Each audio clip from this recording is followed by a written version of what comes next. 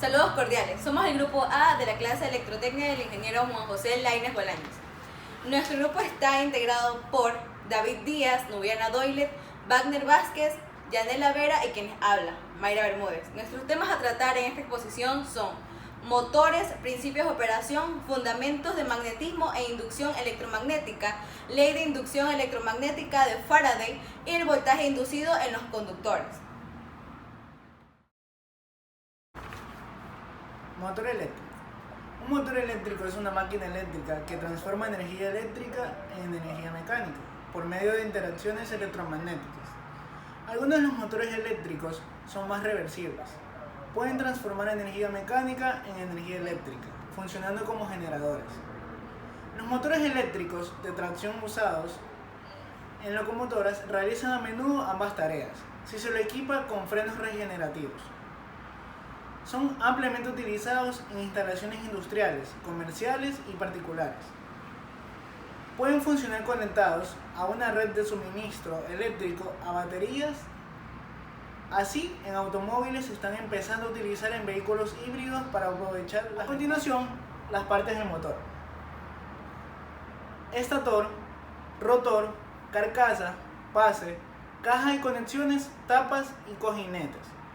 Tenemos estator. ¿Qué es el estator? El estator es el elemento que opera como base, permitiendo que desde ese punto se lleve a cabo la rotación del motor. Existen dos tipos: estator de polos salientes y estator ranurado. Rotor. El rotor es el elemento de transferencia mecánica, ya que de él depende la conversión de energía eléctrica a mecánica. A continuación tenemos tres tipos: rotor ranurado, rotor de polos salientes, rotor de jaula de ardilla. Carcasa. La carcasa es la parte que protege y cubre al estator y al rotor. La base. La base es el elemento donde se soporta toda la fuerza mecánica de operación del motor. Puede ser de dos tipos: frontal y lateral. Caja de conexiones. Por lo general, en la mayoría de los casos, los motores eléctricos cuentan con cajas de conexiones. Tapas. Son los elementos que van a sostener, en la gran mayoría de los casos, a los cojinetes o rodamientos que soportan la acción del motor. Y por último, cojinetes contribuyen a la óptima operación de las partes giratorias del motor. Se utilizan para sostener y fijar ejes mecánicos. Funcionamiento de operación. La forma en que operan los motores eléctricos en cuanto un conductor por el cual circula una corriente eléctrica que se encuentra dentro de un campo magnético, por ejemplo, el de un imán. El conductor se desplaza perpendicularmente al campo magnético, es decir, tiene un movimiento. Si el campo magnético es horizontal, el conductor sube o baja, dependiendo del sentido de la corriente por el conductor. Si en un lugar en un conductor tenemos una espira por el que circula corriente de un lado, la espira sube y por el otro baja, ya que por un lado la corriente entra y por el otro sale, produciendo de esta forma el giro de la espira. En pocas palabras, el funcionamiento del motor eléctrico se basa en las fuerzas de atracción y repulsión establecidas entre un imán y una espira hecha de conductor eléctrico, a través del cual hacemos circular una corriente eléctrica para obtener un movimiento de un eje dispuesto.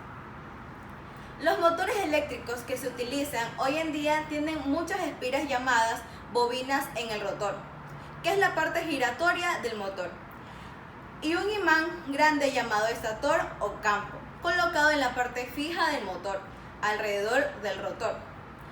Atendiendo al tipo de corriente utilizada para su alimentación, los motores se clasifican en motores de corriente continua, de excitación independiente, de excitación en serie, de excitación o derivación, de excitación compuesta. Los motores de corriente alterna son los motores síncronos, los motores asíncronos, los monofásicos, de bobina auxiliar, de espira en cortocircuito, universal, trifásicos, de rotor bobinado, de rotor de cortocircuito, que es en jaula de ardillera. Todos los motores de corriente continua, así como los síncronos de corriente alterna incluidos en la clasificación anterior, tienen una utilización en unas aplicaciones muy específicas.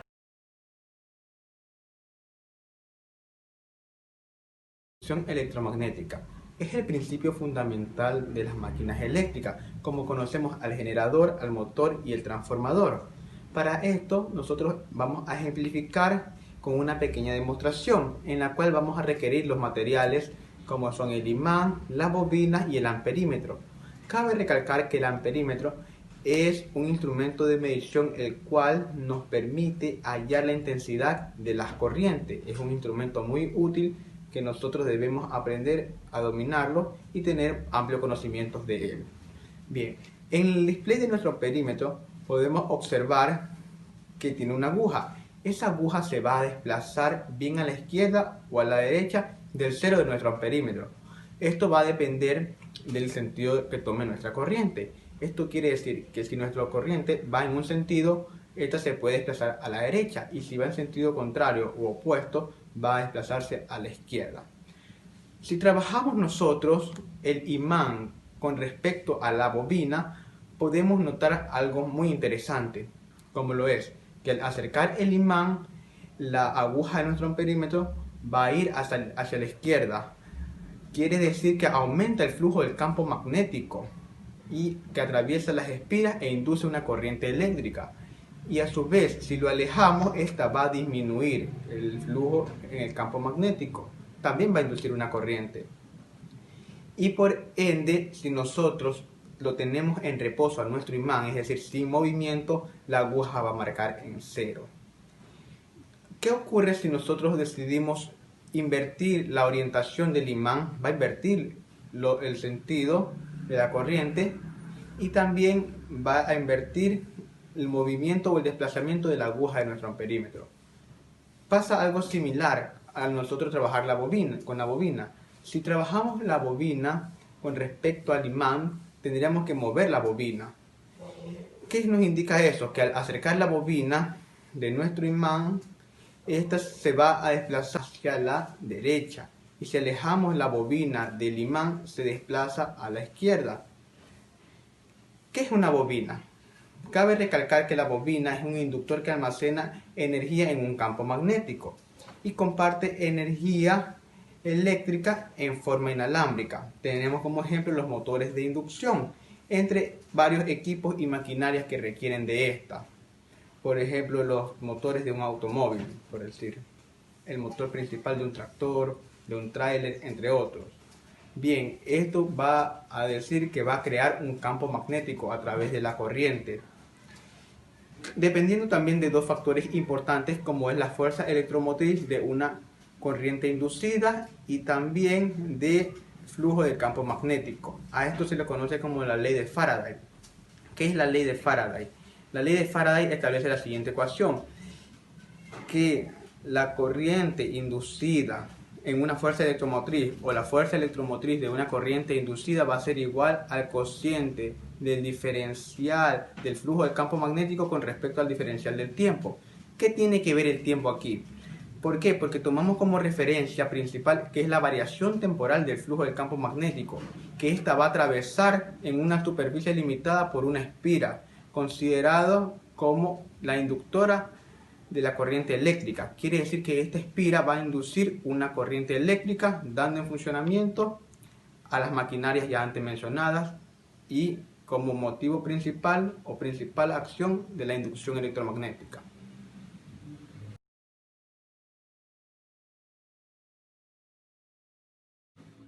Y voltaje inducido en un conductor.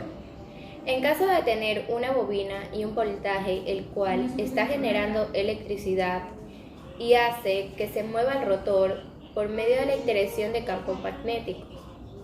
La ley de Faraday dice que es el número de bobinas por la derivada del flujo entre la derivada del tiempo. Ocasiona que entre más espira tengamos, mayor voltaje vamos a generar si el mismo campo magnético pasa por una bobina de más espiras. La intensidad del foco es mayor mientras se tiene mayor número de espiras.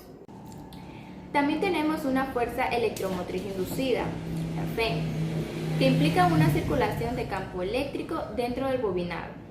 La fe inducida es directamente proporcional a la rapidez con que cambia el tiempo del flujo del campo magnético que atraviesa el área que encierra la espira. La ley de Lenz. El sentido de la corriente inducida sería tal que su flujo se opone a la causa que lo produce. Esta ley plantea que los voltajes inducidos serán de un sentido tal que se opongan a la variación del flujo magnético que los produjo. Lenz es una consecuencia del principio de conservación de la energía. La polaridad de un voltaje inducido es tal que tiende a producir una corriente cuyo campo magnético se opone siempre a las variaciones del campo existente, producido por la corriente original.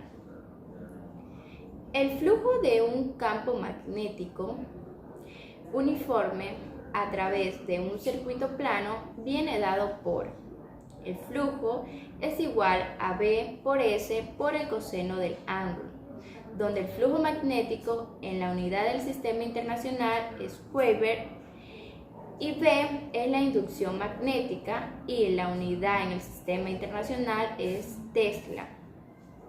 S sería la superficie del conductor y por último tenemos el ángulo que forma el conductor y la dirección del campo. El voltaje inducido depende de la rapidez con la que varía el campo magnético. El voltaje depende también de la cantidad de espiras que tenga la bobina. Pero, ¿de qué depende la corriente generada por la inducción electromagnética? Esta no solo depende del voltaje inducido, sino que también de la resistencia de la bobina que cierra el circuito con la que está conectada. Una característica fundamental en las bobinas es que presentan oposición de cambios bruscos del campo magnético en la inercia de las bobinas, y esta se llama reactancia inductiva. En esta imagen, el imán es el que se mueve. El campo magnético se mueve físicamente cerca del conductor. En la segunda, es el conductor que se mueve dentro del campo magnético. Para la tercera se necesitan dos bobinas, una primaria y una secundaria. Para la primaria se conecta una pila y solo al cerrar el circuito en un periodo corto se induce un campo magnético que afecta a la secundaria. Cuando este campo magnético de la primaria afecta a la secundaria, se genera un movimiento en los electrones dentro de los conductores que está en la secundaria y se induce un voltaje. Entonces tenemos que las formas en las que se pueden inducir voltaje en una espira son moviendo la espira cerca de un imán o moviendo un imán cerca de la espira. La tercera forma es cambiar la corriente en una espira cercana. En los tres casos se da el mismo esencial, cambiar el campo magnético por... Hola, yo les hablaré acerca de los fundamentos del magnetismo y la inducción electromagnética. Como primer punto tenemos el concepto de magnetismo y decimos que existe en la naturaleza un mineral que se denomina magnetita o también llamado piedra imán. Este tiene la propiedad de poder atraer así distintos metales como el hierro, níquel o cobalto y distintas aleaciones de los mismos, y a esta propiedad le vamos a denominar magnetismo. Un ejemplo claro de ello son los imanes. Un imán es un material capaz de atraer estos distintos metales o estas aleaciones, y entre ellos tenemos imanes temporales e imanes permanentes. Decimos que aquellos imanes que pueden atraer y obtener sus propiedades de forma natural, como la magnetita, son permanentes, o también de forma artificial, que son los que obtienen a partir de las distintas aleaciones de metales. Y entre ellos decimos que si un imán es capaz de conservar su magnetismo tras haber sido imantado, es un imán permanente. y si este imán no conserva su magnetismo tras haber sido imantado, es un imán temporal.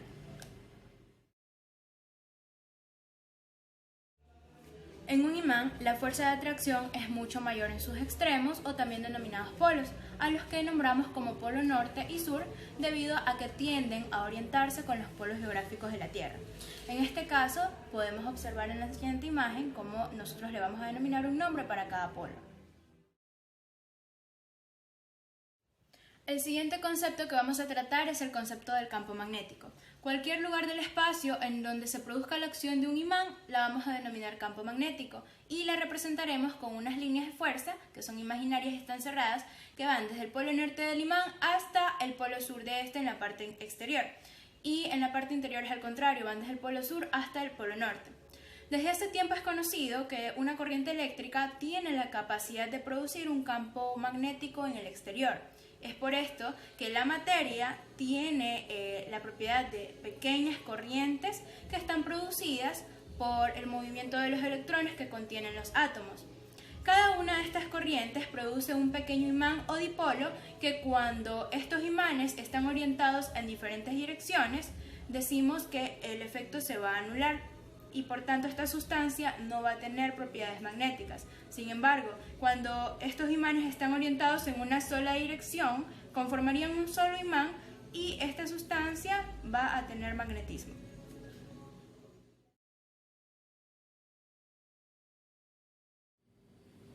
Cuando hablamos de una carga en movimiento que produce un campo magnético, podemos dar de ejemplo a la brújula.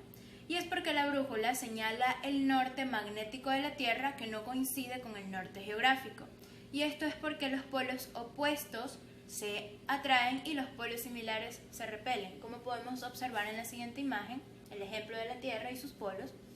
Cuando nos referimos al norte geográfico de la Tierra, estamos hablando del polo sur magnéticamente. Y su opuesto, que sería el norte en este caso, apunta lo contrario en la brújula.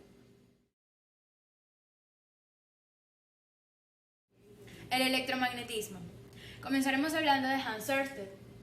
Hans Ørsted fue un químico y físico danés, también profesor universitario, reconocido por el experimento que demostró la relación que había entre la electricidad y el magnetismo. Un día él estaba preparando una de sus clases y se dio cuenta que al mover una brújula que estaba cerca de un cable que conducía corriente, la aguja comenzó a deflectar. Por tanto, esta quedó en una posición perpendicular al cable. Repitió este experimento varias veces hasta darse cuenta la conexión que había entre la electricidad y el magnetismo, conociéndose este accidente como el principio del electromagnetismo. Del experimento de Ørsted podemos concluir que una carga en movimiento genera un campo magnético a su alrededor. Y como segundo punto tenemos de que una corriente eléctrica que circula a través de un conductor crea un campo magnético a su alrededor cuya intensidad va a depender de la intensidad de la corriente y de la distancia del conductor.